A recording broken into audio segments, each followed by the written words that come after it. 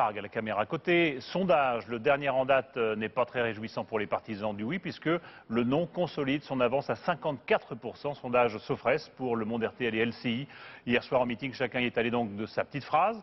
Mais du côté des partisans du oui, qu'il s'agisse de Nicolas Sarkozy ou de François Hollande, on avait l'impression que le souci était ailleurs dans la question de l'après-référendum. Alix Bouillaguet.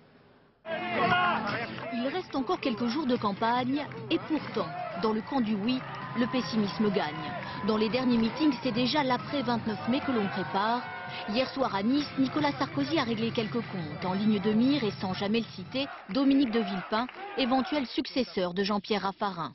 Quand j'en entends, et j'en lis si souvent, qui donnent des leçons et qui parlent au nom de la France, ceux qui ont le droit de parler au nom de la France, c'est ceux qui ont affronté une fois dans leur vie le suffrage universel, et mieux, qui ont réussi à reconquérir sa confiance.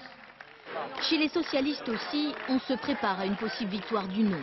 Dernier meeting à Lorient pour François Hollande et nouvelle mise en garde à l'encontre de Laurent Fabius. Il prévient, le 30 mai, quelle que soit l'issue du scrutin, c'est lui, le premier secrétaire du parti, qui sera légitime pour mener le combat contre la droite. Il faudra rassembler les socialistes.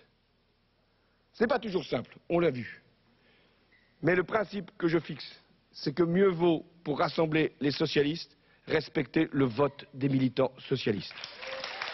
Si sur les estrades, l'heure est au désenchantement, les militants, eux, continuent d'espérer.